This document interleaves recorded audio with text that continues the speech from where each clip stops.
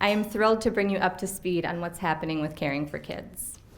By now, many of you are familiar with the Caring for Kids model. It's tried and true, and as LaDonna said, it's evidence-based. This model includes tuition scholarships for young children to attend the early learning program of a family's choosing, holistic wraparound support services offered by Interfaith case managers and staff, which includes things like transportation, rent assistance, food support, and a caring person to talk with about all that's going on in their lives, access to parent education, early intervention, preschool screenings, and additional services through Orono and Wayzata schools, and warm connections to other supports like mental health resources by way of parent-child interaction therapy, Relate Counseling, and Washburn Center for Children. We are also excited to continue to build relationships with healthcare providers like Park Nicollet. Together, these resources and services form a network of families with young children. One or several of these supports could be the missing puzzle piece or pieces a family is looking for. As we've talked about at past breakfasts, access to quality early learning programs along with these supports works.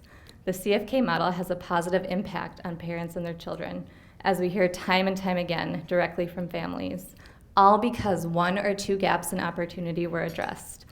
The opportunity to access high-quality early learning programs and the opportunity to connect with job training supports, for example, can mean the difference between instability and thriving for a family. We've also talked at the last two breakfasts about the work we're doing to broaden our reach and impact. Last summer and fall, in partnership with Wilder Research and led by Catherine Tout, Interfaith board member and director of early childhood research at Child Trends, we conducted a survey with 150 families of our youngest community members, children aged birth to 3, to learn what was going well for them and what was challenging. We hoped to learn how we could be supportive in other ways, in addition to continuing to offer scholarships and wraparound supports to as many children and families as we could. The conversations we had centered on 3 broad categories: childcare, health, and family supports. From this survey, the first and probably most important and obvious thing we heard will come as no surprise to anyone in this room. Parents all want the very best for their children. They believe in their children's limitless potential and want to do everything in their power to help them reach it. Again, no surprise there. We learned that childcare continues to be a persistent challenge for families.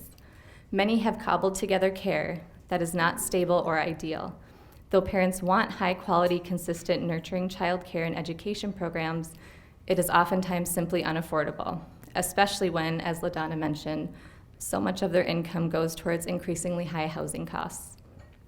We learned that families are seeking connection with other parents of young children. They want that community, the village we know it takes to raise a child. And for a myriad of reasons, some do not currently have support from family or friends.